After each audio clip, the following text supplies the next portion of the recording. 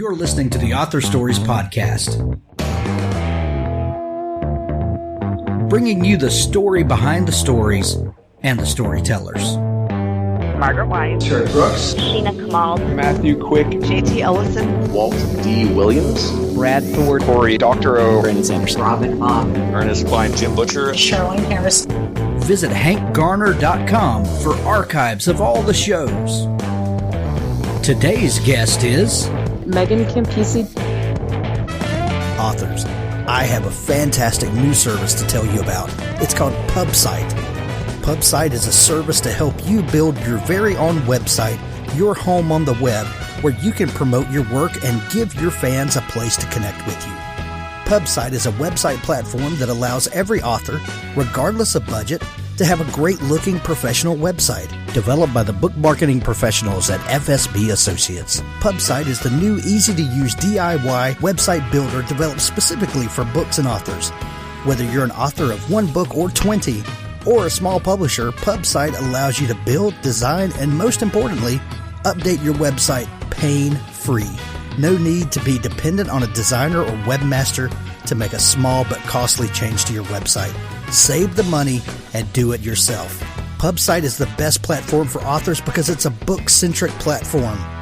PubSite was built just for authors and small publishers. Every design, feature, and layout is book-centric. They have customized designs for you to use. It's easy to build. No coding or HTML is necessary to create a stunning, professional-looking website with all the features you want. Get a custom domain name, yourname.com. It's simple to update. You can add all of your books, add a blog and a book tour, sell from any retailer, manage your email list and social media, and even do e-commerce. Build your website with a 14-day free trial, then pay just $19.99 per month, which includes hosting. And we offer packages starting at $499 to set up the website for you. Pub-site.com, the place to help authors find their home on the web.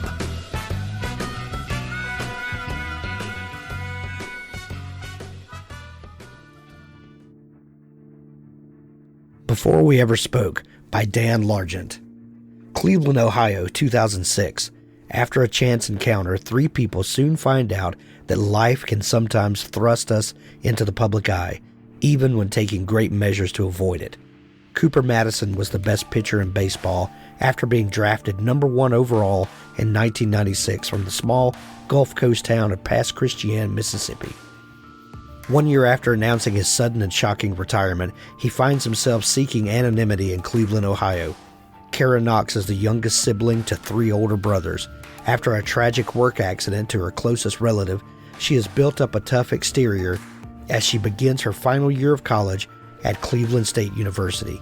Jason Knox, Kara's oldest brother, is the lead detective on Cleveland's Edgewater Park killer case.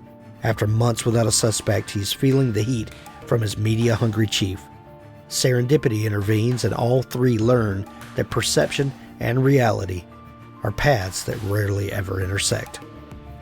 Before We Ever Spoke by Dan Largent. Hey folks, you really ought to check out Patricia Gillam's Heroes of Corvus series. Book 1 is called A Superhero's Duty. A fight between a second-generation superhero named Red Bolt and a villain for hire named Icarus goes terribly wrong, resulting in the drowning deaths of 3 innocent civilians and orphaning a 6-year-old boy. Racked with guilt, Red Bolt visits Cameron Wilson at the hospital every night and won't leave the boy's side until he falls asleep. Befriended by a night shift nurse, the man in costume begins to disclose what really happened after the fight and why he feels the death of Cameron's parents and sister fall on his actions. A superhero didn't survive that night, and Cameron and the rest of the city are not out of danger. A Superhero's Duty, Book 1 of the Heroes of Corvus by Patricia Gillam. Get this series now. Well, thanks for joining me again for the Author Stories Podcast, where I bring you the story behind the stories and the storytellers. Today, I'm really excited to have Alison Hammer on the show with me. She has an amazing new book. It's called You and Me and Us. And I'll tell you what, if you're like the rest of us and locked inside and with not much to do, this is a great time to catch up on your reading. And You and Me and Us should definitely be in your reading pile. Welcome to the show, Alison. Thank you so much for having me. I'm excited to have you. Alison, we begin each show with the same question, and that question is, what is your first memory of wanting to be a writer or storyteller? Ooh, I love that. I've kind of been a storyteller for as long as I can remember. Even before I could write, I was telling stories and putting on plays. So I guess my first memory would be my sister and I putting on a play in the living room for my parents. It was a retelling of James and the Giant Peach. So I've really always been a storyteller. I just don't know if I realized that it was something I could do professionally. Yeah, I think there's a lot of us in that same boat. Did your parents encourage this sort of behavior, or did they ever realize that maybe there was more to what you had going on than just typical childhood imagination? Did they see the storytelling gene in you? I think they definitely saw the storytelling gene in me. My grandfather is also very creative. He always had songs and poems that he was making up. So it was creativity, something that was appreciated and ran in my family, which was nice. I love that. Were you a bookish kid? Did you read a lot? I always had my nose in a book. I was probably a normal preteen girl, and I went through every single Babysitter Club and Sweet Valley High. I probably couldn't keep up. I at one point was probably reading a book a day. Wow. What sorts of things, do you remember the first book that you read that just completely took you away? We all have these cliche moments where like this book changed my life or something. Did you ever have a moment like that? I probably had a few moments like that. The book that stands out in my memory as like the first book that I loved was Tallahassee something, and I've tried to find it. It was about a girl with red hair named Tallahassee, and I just loved it. But I haven't been able to find it. I've looked online. I need to do a bigger search because that was the first book that I really remember like truly loving. We'll put our listeners to work. If you know that book, comment it in one of the places that you listen to the show, and let's try to reconnect Alison with that book. That would be awesome. I would love that. Yeah. Alison, you graduated from the University of Florida, right? I did. I'm a Gator. Yeah. What did you study there? I studied advertising and English with emphasis on creative writing. Back to the thought of my not realizing that, being a fiction writer was something I could do professionally. When I got to college, I discovered advertising, and it seemed like a great way to use my creative writing skills and get a salary, which is always something that's nice. So I ended up going pretty deep in the advertising major. And I went to a grad school after that called the Creative Circus in Atlanta, where I put together my portfolio of copywriting.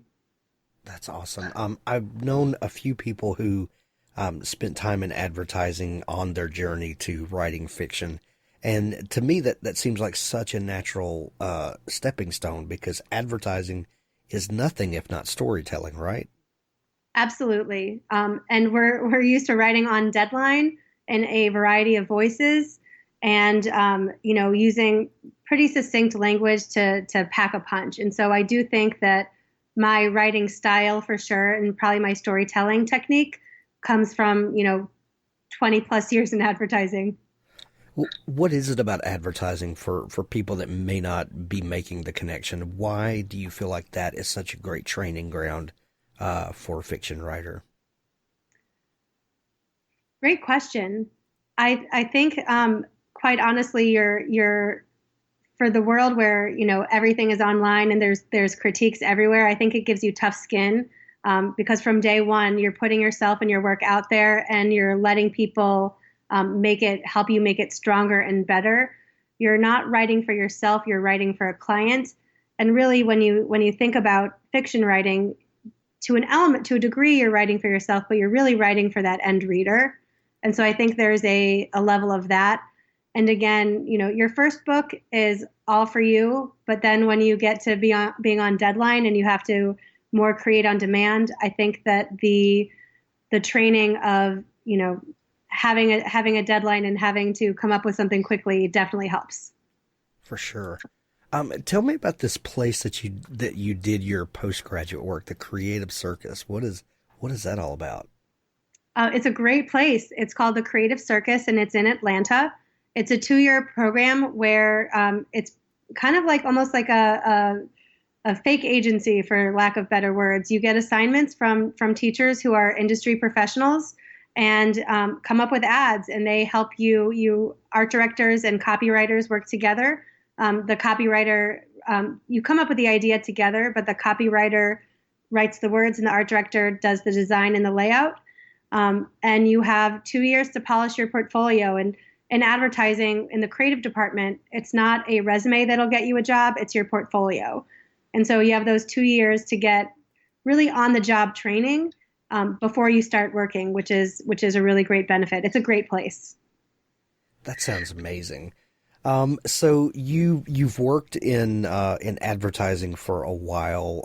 What was it that started tugging at you to kind of reawaken this desire to write fiction? I honestly don't think I ever stopped. It was always a hobby to me. I always would be working on something. Well, You and Me and Us, it's my debut novel. I have one novel I wrote before that. And that took me 15 years to finish writing because I treated it like a hobby, and it was something that I would work on for a while and then put away and then come back to. But now, and I'm still working in advertising. I have 2 full-time jobs. So I work during the day as a VP creative director for an ad agency here in Chicago, and then nights and weekends I work on fiction. So I'm pretty busy. Yeah. So tell me about You and Me and Us, Alexis Gold. Where did this character come from for you? So Alexis, I've been writing about Alexis for almost 20 years. She was the main character of my first novel as well. And that actually started out as a short story for a fiction class at the University of Florida. At that point, I was an advertising major, and I was really interested in that career. And I had told a story of her. She'd recently gotten dumped by her boyfriend of 10 years, and she was kind of coming to terms with that. And she kind of escaped her everyday life and went to Destin, Florida, where she got reunited with Tommy, who she had been childhood friends with. So I've been telling her story, since 2001. She's kind of been alive in my head. And so as I've grown up, she's grown up too. And I don't remember where the exact spark of her came, but now she's almost like a real person to me. So when you start thinking about her, how did her story start to evolve, and how long ago was this? I probably wrote the short story in 2000.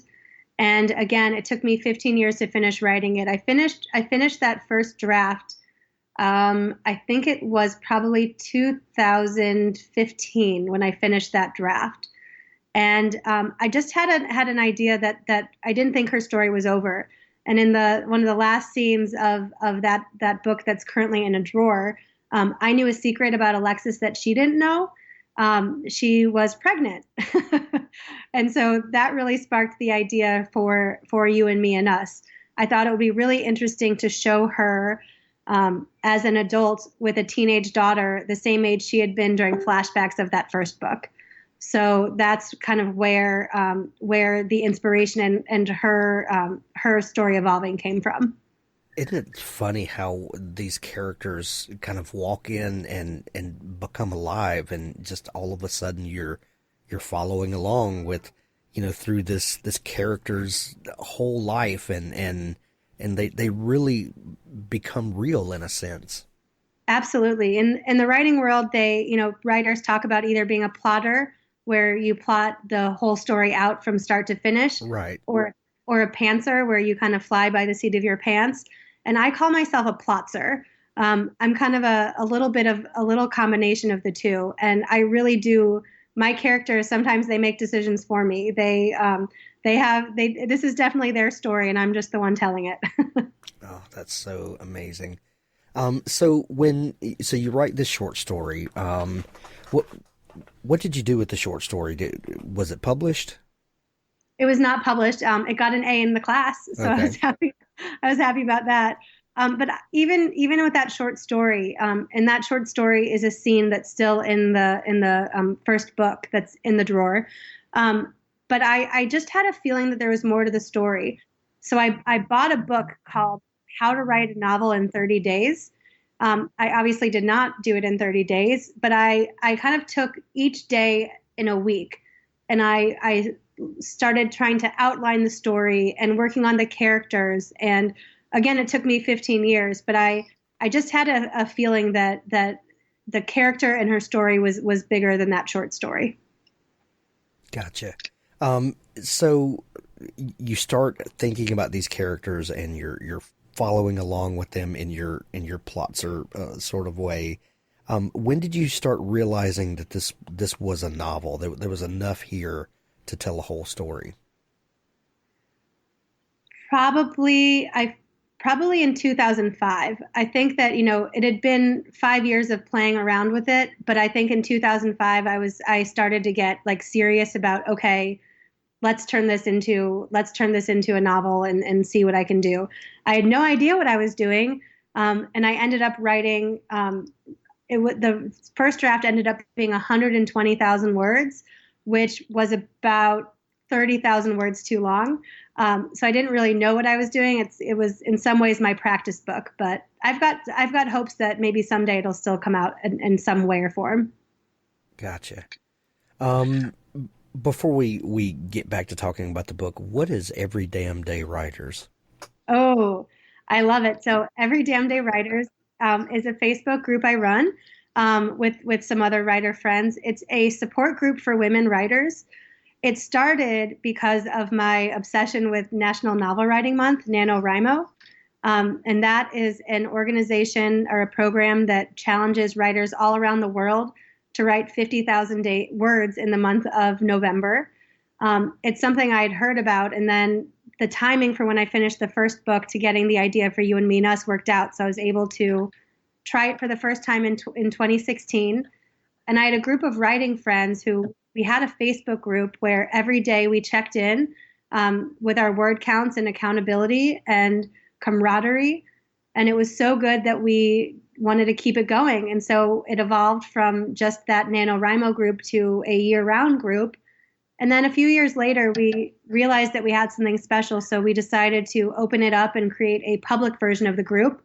We have, I think, about 350 women writers in there now who every day we post a different prompt to talk about writing and for people to check in on their progress, or honestly, sometimes your lack of progress. Writing every day is a philosophy, not a rule.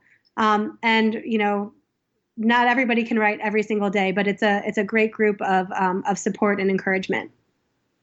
How important is that for you to have people you can check in with, and just be able to honestly say, hey, I'm having a great day today, it's really productive, or you know what, I'm just not feeling it today? It is everything. Writing is a solitary act in itself when you're at your computer. But I think my biggest surprise about this whole journey is how many amazing people are involved and are there to help and support. I would not be anywhere without my writing community and my writing friends. They help me when I'm stuck. They celebrate when I have things to celebrate. We support each other. They help me come up with, we have this thing we call spitballing, where, if somebody's stuck or needs a name for a restaurant or for a character or an idea for anything, we throw it out and support each other. So it's pretty amazing. That's awesome. So let's talk a little more about this plotzer system that you have. I know a lot of people who are strict outliners and planners, and then quite a few who love to write into the dark and just have no idea where they're going. And then a lot of folks are somewhere there in the middle. How do you hybridize these two? So, again, I've got that plotzer where I try to start out with a plan, and then I let it have a little bit of leeway. I find that the more books I write, the more I'm able to plot out things and be a little bit more thoughtful and purposeful about the storytelling and the techniques. Jenny Nash has become a mentor and a friend. She runs Author Accelerator, and she has a system called the Inside Outline. And that's been a great tool for me that I use at the start of my projects. It helps focus me.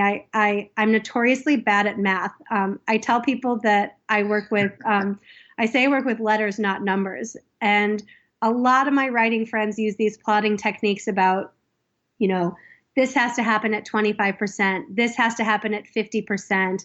And I just, as soon as I hear numbers, I just don't think about stories that mathematically. But Jenny's system, it's really more logic-based. And I think about it almost like paper chains, where you're making sure that everything is there that needs to be there and it's connected, and that there's a purpose for everything. So I really do try to start out. I do NaNoWriMo every year. So every November I write something new, and I try to start planning it in the August before. So I spend August and September really getting into the characters, into their backstory and who they are. And then I work on that inside outline. So I've got a map, at least to start. We might veer off a little bit, but at least I know where I'm heading. When you say that you spend those 2 months, getting to know the characters, what does that practically look like? Are you writing some backstory for them? Are you just daydreaming with them and then maybe taking notes about the ideas that you've come up with? What does that look like practically? I'm still honestly learning and trying to figure that out. Again, because I've been with the characters, Tommy and Alexis, for so many years, I didn't have to think about them because I know them. So for every book, since then, I've had to do a lot of work. And what I ended up doing for my next book that's coming out, there's an amazing tool called the Emotional Thesaurus, and there's a personality thesaurus, and there's a positive traits and a negative traits. And so what I did for each of my characters is I went through the book and I was, I tried to give them all positive and negative traits to make them real. But I picked a word and I said, okay, Paige is going to be insecure. And so I wrote a little paragraph about why she's insecure and how that manifests in her life. And I didn't necessarily use all of those, but it helped me to kind of round her character and make her feel real. So that's been a very useful tool for me.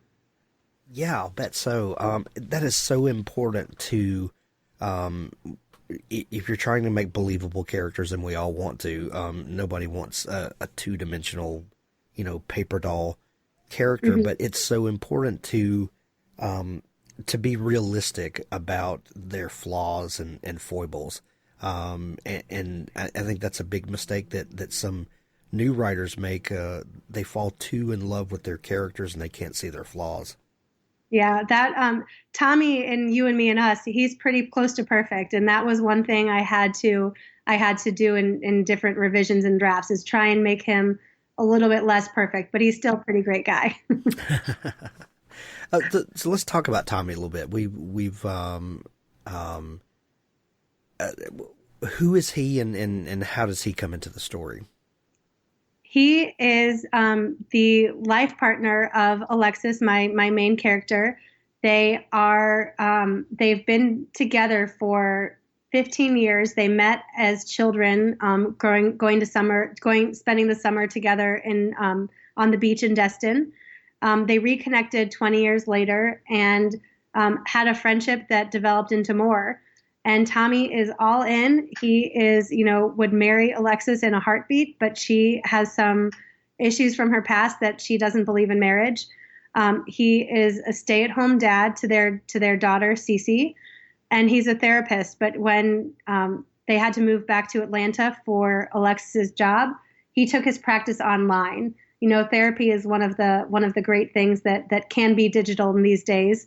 So he worked his practice around the family so he could be there for their daughter, and so that Alexis could continue to pursue her career in advertising, which, not a coincidence, they say, write what you know.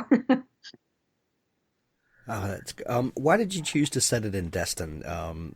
Destin is not far from where I live, and my wife and I've spent a lot of time before we had kids down around there in Navarre Beach, and it's just some places are pretty special to us. Why did you choose to set it there? I also love Destin. I love the beach. There's something just about the salty air and the sounds and the smells and like everything. Just it instantly, it has like a healing quality to it, and I love it. I love the water so much. I actually chose my Hebrew name, Mayim, which is the Hebrew word for water. It's just something that's important to me in my life. Again, that healing quality I thought was really appropriate. And Destin, I mean, it's the most beautiful beaches in the world, white sand and that emerald green water. My dad and my sister live there. And so it's a place where I'm fortunate to spend quite a bit of time. I go down 1 to 2 times a year. And it just seemed like a great place for Tommy to spend his last days. Well, speaking of Tommy's last days, every great love story needs a little turbulence. What did you do to Tommy? I am so sorry. My dad, when he was reading the book, he called me and he said, "You did not," and I'm like, "Sorry." It breaks my heart. It wasn't my choice. When I had the idea for the book. All I had was the idea that Alexis would have her teenage daughter, but that was it. And then when I realized Tommy was sick, the story really unfolded before me. So it wasn't my idea, I promise. And I'm still very, very sad about it. Well, and that brings another character that is crucial to the story, and that's CeCe. Yes. CeCe is their daughter. Tell me a little bit about CeCe's relationship with Alexis, and how does all of that transform? And did you see kind of the scope of that relationship when you began working out the story? CeCe is one of my favorite characters, and I know I've heard a few early readers get really frustrated with her, but I think that's normal for a 14-year-old girl. Yeah. She's pretty authentic. Good, I'm glad. So it's interesting. The first scene I wrote about CeCe, I do a lot of just different, sometimes story prompts to get into things. And I think I was taking a workshop with the Women's Fiction Writers Association, and I wrote the first scene with CeCe, and it's a scene that's still in the book. It's her practicing a play, and she is just clearly has an attitude, and she just has like a chip on her shoulder. And I was like, okay, CeCe, I see how you're going to be. So she really revealed herself to me in that scene particularly. And she has a tough relationship with her mom. I think that, Alexis is a very, she's very committed to her work and her career. I think that she feels a little bit like the third wheel in her family, and she is grateful for Tommy. And I think she's a little jealous of the relationship that Tommy and CeCe have, because they, have so much time that they spend together. And I think CeCe is resentful, but also really craving that relationship. So I think, the ironic thing is that they both want the same thing. They both want to have a relationship with each other. They're just too similar and too stubborn, and they get in their own way a little bit. There's a lot about this book that is very heartwarming, and there's some real emotional connections that really kind of bleed through the pages that we get to experience. But there's also some very heartrending, heartbreaking moments. How important as a writer is it to you to make the reader feel something deeply before the journey's over?